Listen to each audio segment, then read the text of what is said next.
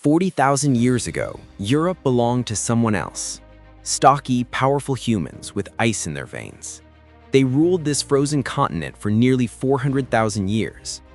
And then, almost in an instant, they were gone. No mass graves, no final stand. Just disappearance. Today we call them Neanderthals, and their story is far more unsettling than the old caveman stereotype ever suggested. Because this is the only ancient disappearance where the ones who vanished left their DNA inside the ones who remained. Everyone thinks they know what a Neanderthal was, a grunting brute with a club. That image is wrong. The truth is stranger, deeper, and far more human. Case File 1, the engine and the mind. A Neanderthal skeleton doesn't whisper primitive, it shouts specialist. They were tanks built for the Ice Age. Barrel chests, dense bones, muscles like woven rope. Their bodies were designed to hold in heat and generate power in a world that could kill you in minutes. But their abilities didn't end with strength. Deep inside a cave in Bruniquel, France, archaeologists discovered something extraordinary. 176,000 years ago, long before our species ever arrived in Europe, Neanderthals ventured deep underground and broke hundreds of stalagmites from the cave floor. They arranged them into large circular structures. They brought fire with them for light. They worked as teams. They had a plan. This wasn't instinct, it was engineering. And it happened 100,000 years before the earliest cave art made by humans like us. Their bodies also reveal another secret. For decades, scientists wondered why Neanderthals had such enormous noses. People living in cold climates today tend to have narrow noses, not wide ones. So using advanced airflow simulations, researchers modeled Neanderthal skulls to see what those huge nasal passages actually did. The result was shocking. Their noses could heat and humidify twice as much freezing air as ours before it reached the lungs. They weren't deformed. They were over-engineered for survival. That high-performance engine came with a cost. Neanderthals burned astonishing amounts of energy, up to 5,500 calories a day just to stay alive. They were true Ice Age athletes, running a metabolic furnace from sunrise to sunset. Case File 2, the triple threat. If Neanderthals were this strong, this capable, and this intelligent, why did they disappear? The evidence points to three forces striking together. The first was climate chaos. Beginning around 45,000 years ago, the planet swung violently between warm and freezing conditions. Ice surged, forests collapsed, ecosystems that Neanderthals depended on fragmented and vanished.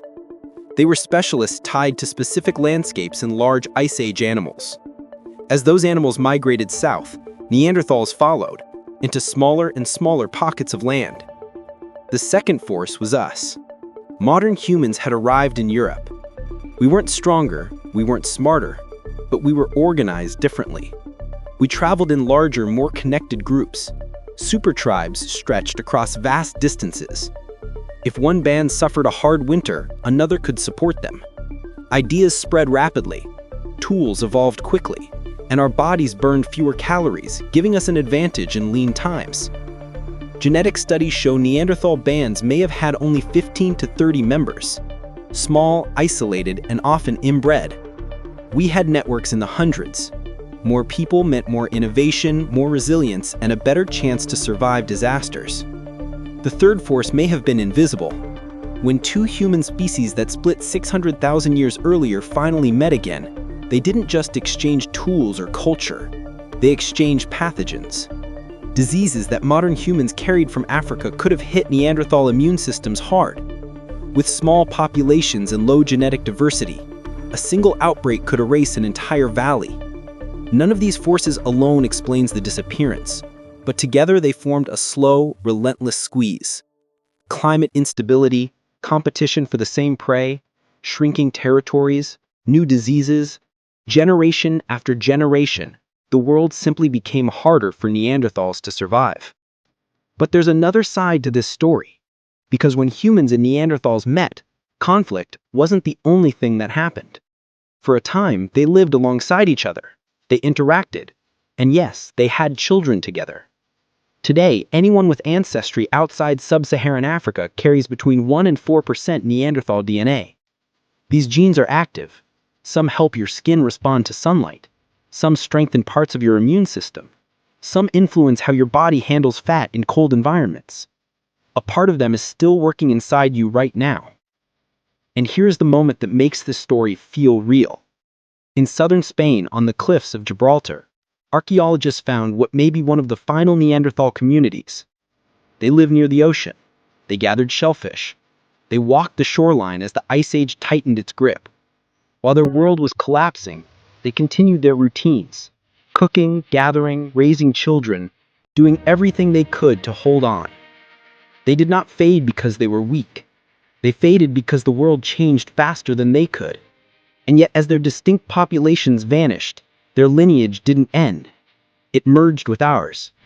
So the Neanderthals didn't lose a battle. They didn't get wiped out in a single moment. They slowly stopped being a separate species and began living alongside another one. Every time your immune system defeats a virus using their genes, every time your skin adapts to sunlight in a way shaped by their DNA, a Neanderthal solution is still helping you survive. They're gone as a culture, gone as a people, but not gone from humanity. We are the last chapter of their story, and the first chapter of ours. If you want to explore the other ancient humans hidden in your DNA, stay tuned. Next episode, the tiny island species that shrank on purpose.